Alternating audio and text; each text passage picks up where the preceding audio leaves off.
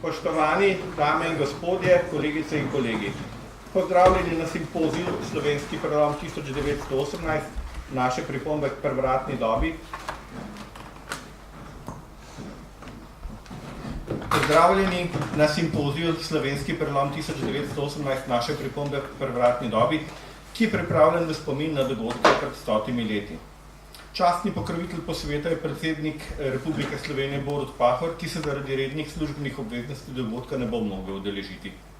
S podporo pa se je pri organizaciji simpozija izkazalo Ministrstvo za kulturo Republike Slovenije, ki ga na prireditvi zastopa magister Igor Tršar, generalni direktor Direktorata za ustvarjalnost pri Ministrstvu za kulturo, in gospod Tršar bo naš dogodek tudi pozdravil. Prosim.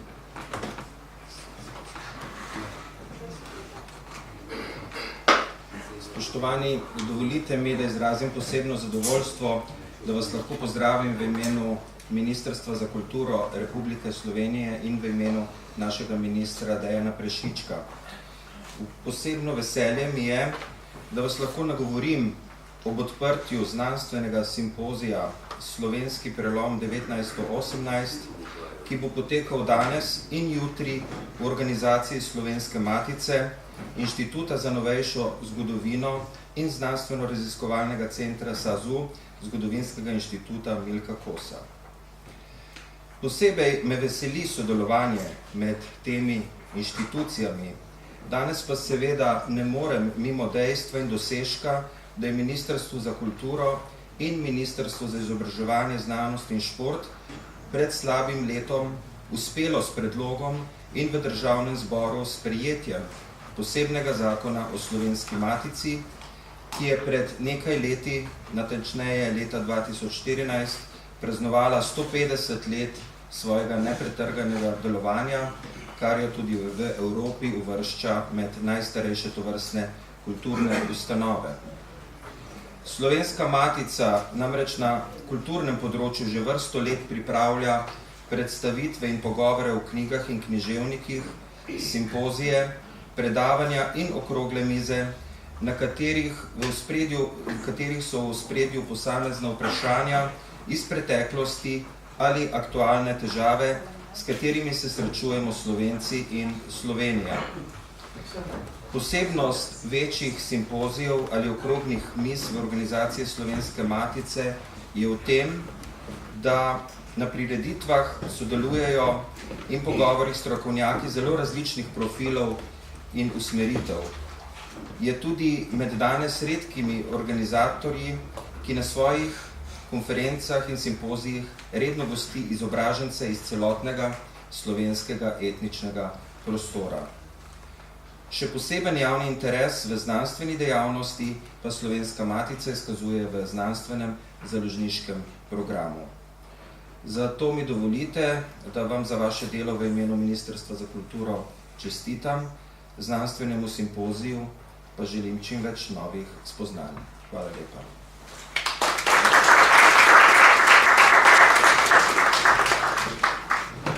Najlepša hvala gospodu Tršarju.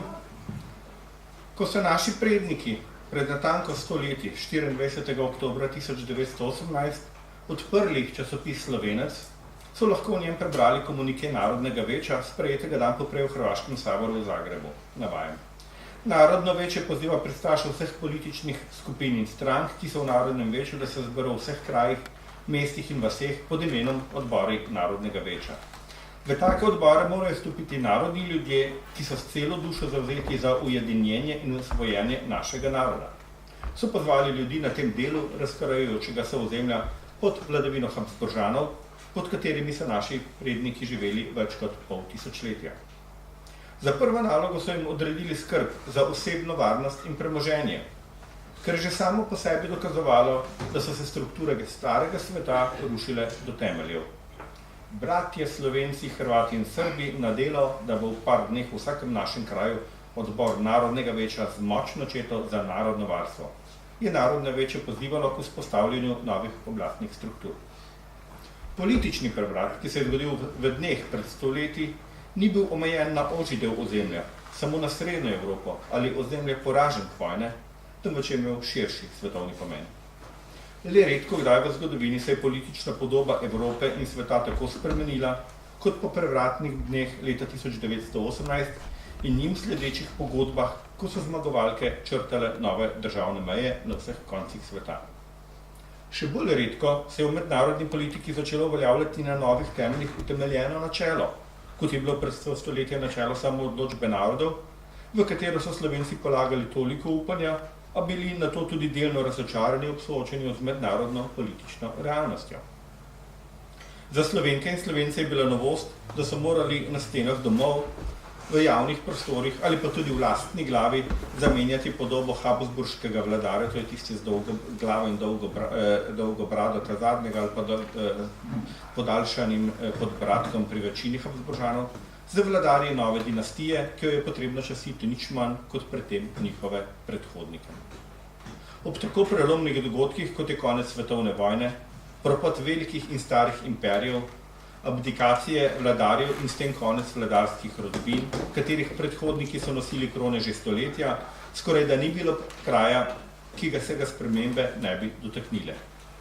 Hkrati pa so se na svetovnem prizorišču pojavili novinci, ki jih dotlej svetovno prizorišče skoraj da ni poznalo, kot so bili tudi Slovenci. Da so takšni novinci kar naenkrat zahtevali veliko, tudi enakopravno obravnavo, je bilo nenavadno tudi za politike starega kova iz zmagovite strani vojne. Kakšni so bili pogledi teh novincev na tem koščku spreminjajočega se sveta, njihove zahteve in njihove ocene tedanjega časa, bomo poskušali pojasniti v naslednjih 2 dneh. Čas pred 100 leti je bil zaradi svoje prelomnosti že večkrat postavljen v zrcalo pozornosti raziskovalcev. Med ostalim pred 20 leti tudi že pri Slovenski matici. Njegov rezultat je bil zbornik slovenske zamisli o prihodnosti okoli leta 1918, ki ga je uredil Peter Vodopivec. Prvič so bili sicer ti dogodki postavljeni v spredje že ob 10-letnici preloma leta 1928 v zborniku Slovencev v desetletju 1918-28, ki ga je uredil Josip Mal. Večkrat je bila tematika osredotočena na boje za severno mejo, pri čemer je bilo razmejevanje slovenskega ozemlja na drugih koncih kar nekako v sencih štajerskih in koroških dogodkov. Nekajkrat je bila v spredje postavljena posamezna pomembna osebnost iz prelomnih dni. Tokratni simpozij nima namena ponavljati že znanega, že opisanega v številnih knjigah.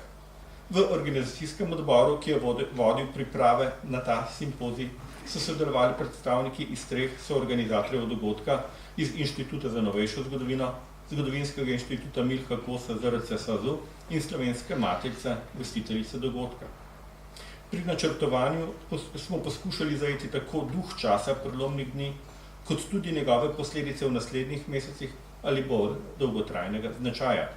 Zato tematika ne bo osredotočena le na politično ali vojaško plat, temveč tudi v bolj vsakdanje zadeve, ki so zadevale večino prebivalstva teh krajev. Kako organizirati oblast, da bo služila ljudem? Kako izboljšati zdravstveno sliko prebivalstva? Ali kako so ženske vstopale svet, ki se jim je zdel pred vojno še nedostopen, zaprt? Vsak tako spektakularni prevrat zmagoviti strani prinese v resničitev marsičesa, česar predtem niso mogli doseči, kar je bila za Slovence na primer želja po Slovenski univerzi. A hkrati ima vsak tako spektakularen prevrat tudi poražence, kot so bile to tedaj aristokratske rodbine starega kova ali pripadniki dotlej vladajočega naroda v državi. So Slovenci s koncem vojne dobili mir ali so z vstopom v neznani svet vnovič zabredli v nestabilni nemir? So vzpostavitvijo novih državnih okvirov pridobili vstop v nov južnoslovanski svet ali izgubili tradicionalni stik s srednjeevropskim prostorom?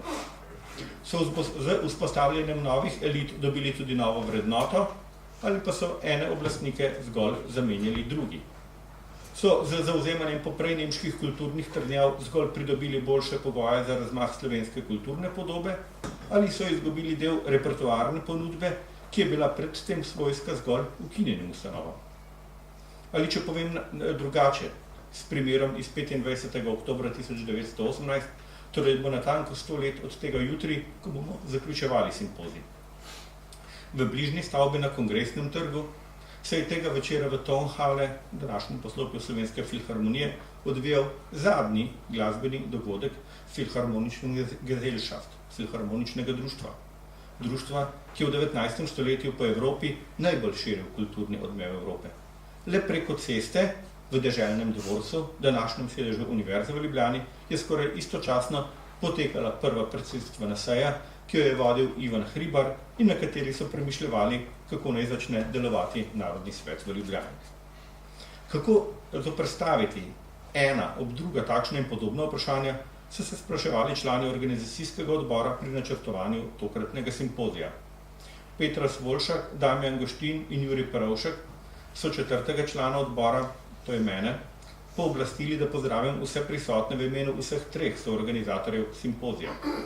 Člani odbora svojega dela s tem še nismo končali, saj vsakega čaka povodanje še enega sklopa simpozija. Pa tudi potem naše delo še ne bo končano, saj načrtujemo za naslednje leto še izdajo zbornika prispevkov.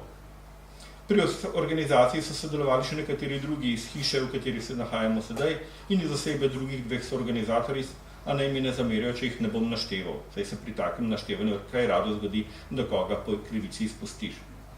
Vsem referentom se zahvaljujemo, da so pristali na sodelovanje in jim obljubljamo, da jih bomo nadaljegovali vse dotlej, dokler naše delo ne bo dokončano z zbornikom. Vsem prisotnim pa želim, da bi se v naši družbi počutili prijetno in da bodo prispevki potešili njihovo radovednost po soočenju z novim, doslej manj znanim ali celo neznanim.